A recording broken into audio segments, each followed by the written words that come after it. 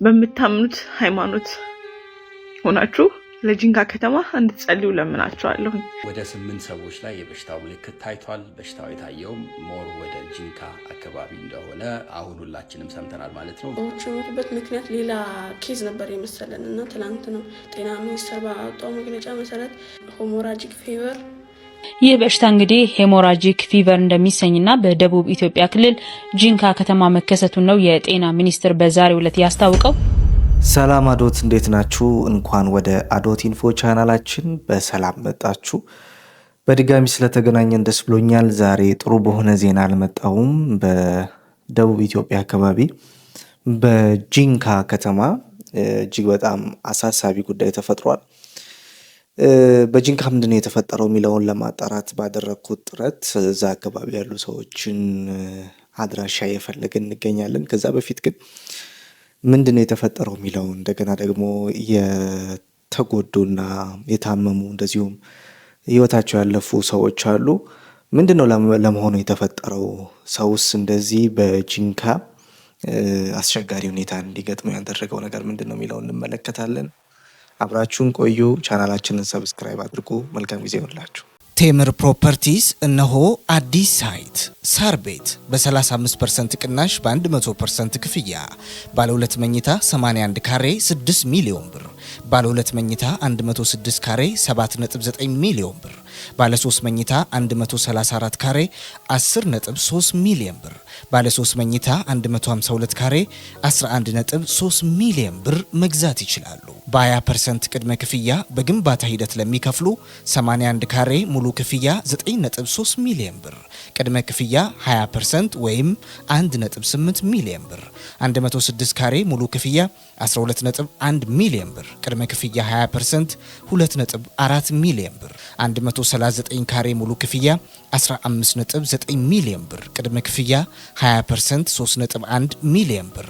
በአዋሬ ሳይታችን በ35% ቅናሽ በ100% ክፍያ ባለ 1 መኝታ 80 ካሬ 5.7 ሚሊዮን ብር፣ ባለ 3 መኝታ 107 ካሬ 7.6 ሚሊዮን ብር፣ ባለ 3 መኝታ 139 ካሬ 9.9 ሚሊዮን ብር፣ ባለ 3 መኝታ 146 ካሬ 10.4 ሚሊዮን ብር። በ20% ቅድመ ክፍያ በግንባታ ሂደት ለሚከፍሉ 80 ካሬ ሙሉ ክፍያ 8.8 ሚሊዮን ብር፣ ቅድመ ክፍያ 20% 1.7 ሚሊዮን ብር፣ 133 ካሬ ሙሉ ክፍያ 14.6 ሚሊዮን ብር፣ ቅድመ ክፍያ 20% 2.9 ሚሊዮን ብር፣ 146 ካሬ ሙሉ ክፍያ 16 ሚሊዮን ብር፣ ቅድመ ክፍያ 20% 3.2 ሚሊዮን ብር፣ ቀሪውን 80% በግንባታ ሂደት ያለምንም ወለድና የግንባታ ዕቃው ጭማሪ በኢትዮጵያ ብር ከፍለው የሚጨርሱት 30% እና ከዚያ በላይ ለሚከፍሉ ከከፈሉት ላይ ከ15% እስከ 25% ቅናሽ አዘጋጅተናል። ለበለጠ መረጃ በስክሪኑ ላይ በምትመለከቱት የስልክ ቁጥሮቻችን ደውሉልን። ቴምር ፕሮፐርቲስ። አስቀድሜ ጂንካ በደቡብ ኢትዮጵያ አካባቢ ምንድነው የተፈጠረው የሚለውን ከጤና ሚኒስቴር የተሰጠውን መግለጫ ላሰማችሁና የጂንካ አካባቢ ልጆች የሰሩትን የድረሱልን ጥሪ እንደዚሁም ደግሞ ከዛም ባሻገር የተፈጠረው ህመም ወይም የተፈጠረው ወረርሽኝ ምንድነው? ይዞት የሚመጣውስ ጉዳት ምንድነው? ይስፋፋል ወይስ የሚለውን ዲቴል ከአንድ ዶክተር ማብራሪያ እንሰማለን። አብራችሁን ቆዩ። በአሁን ሰዓት እጅግ ጥንቃቄ የሚሻ በሽታ መከሰቱን እንግዲህ የጤና ሚኒስቴር በዛሬው ዕለት ይፋ አድርጓል። ይህንን መረጃ ለብዙዎች እንዲደርስ በማድረግም በሽታው እንዳይዛመት የበኩላችንን እንወጣ። ሼር፣ ኮፒ ሊንክ፣ ሪፖስት እያደረጋችሁ ይህ በሽታ እንግዲህ ሄሞራጂክ ፊቨር እንደሚሰኝና በደቡብ ኢትዮጵያ ክልል ጂንካ ከተማ መከሰቱን ነው የጤና ሚኒስቴር በዛሬው ዕለት ያስታወቀው። ሚኒስትሩ እንግዲህ በወቅታዊ የጤና ጉዳዮች ላይ አስመልክቶ ባወጣው መግለጫ ከአጋር አካላት ጋር በመሆን አደጋዎች እንዳይከሰቱ የመከላከልና ከተከሰቱም ደግሞ በአፋጣኝ የማረጋገጥና የተቀናጀ የቅንጅትና የምላሽ ስራዎችን እያከናወነ ይገኛል። በዚህም እንግዲህ በወቅቱ በደቡብ ኢትዮጵያ ክልል ጂንካ ከተማ ምንነቱ በመረጋገጥ ላይ ያለ የሄሞራጂክ ፊቨር በሽታ መከሰቱን የቅኝት መረጃዎች አመላክተዋል ብለዋል። በበሽታውም እስካሁን 8 ሰዎች መጠርጠራቸውንም አመልክቷል። የጤና ሚኒስቴር እንግዲህ የበሽታው መንስኤን ለማወቅና ተጨማሪ ስርጭትን ለመክታት እንዲሁም ለመቆጣጠር ፈጣን ምላሽ ሰጪ ቡድን ወደ ቦታው በመላክም የመስክ ግምገማዎችና የላቦራቶሪ ምርመራዎችን እያከናወነ መሆኑን ጠቁሟል። በተጨማሪም እንግዲህ የማህበረሰብ ቅኝት፣ የንክኪ ልየታ፣ የቤት ለቤት ልየታ እንዲሁም የሕክምና አገልግሎት አሰጣጥን እያጠናከረ እንደሚገኝም አብራርቷል። በመሆኑም እንግዲህ ሚኒስትሩ ሌላ ተጨማሪ መግለጫ እስከሚሰጥ ድረስ ለመከላከል የሚከተሉትን ምክረ ሀሳቦችና ጥንቃቄዎችም ተግባራዊ ማድረግ እንደሚገባም አሳስበዋል። አንደኛው በአፍንጫና ሌሎች የሰውነት ክፍሎች የመድማት ትኩሳት ማስቀመጥና ማስመለስ ምልክት ሲኖር ወደ ሕክምና ተቋማት መሄድና በወቅቱም የላቦራቶሪ ምርመራ ማድረግ እንደሚገባ።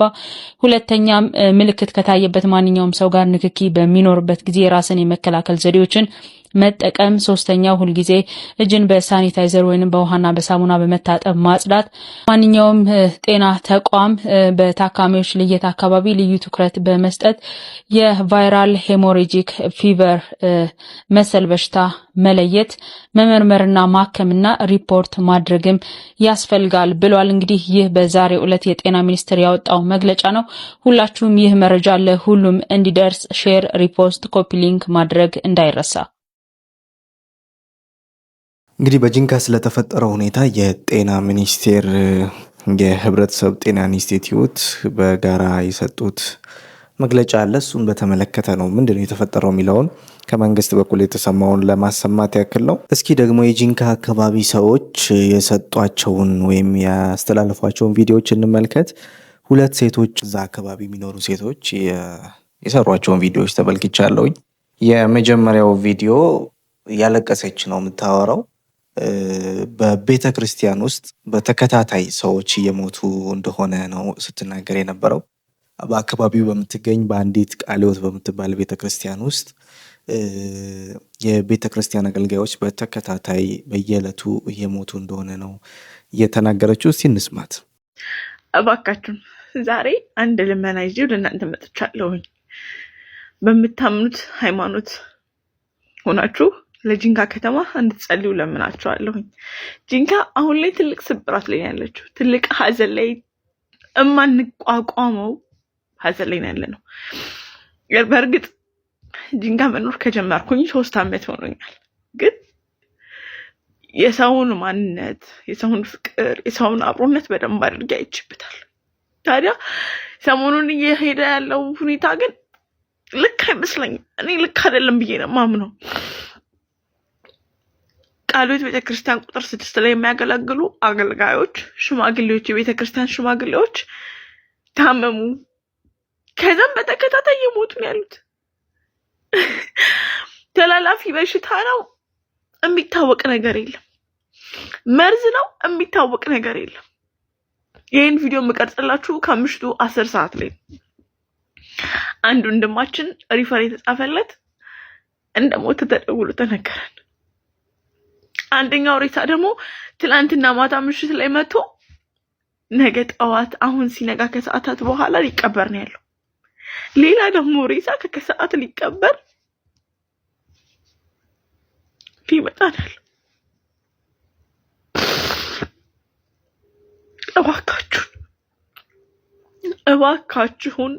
እባካችሁን ለጂንካ ጸልዩ። ጂንካ በዚህ ሰዓት ፍትህ ከእግዚአብሔርም ከህግም ትፈልጋለች። አዎ ተላላፊ በሽታ ነው ካላችሁ እሺ መግለጫ ስጡን፣ ሌላው ህዝብ ይጠንቀቅበት።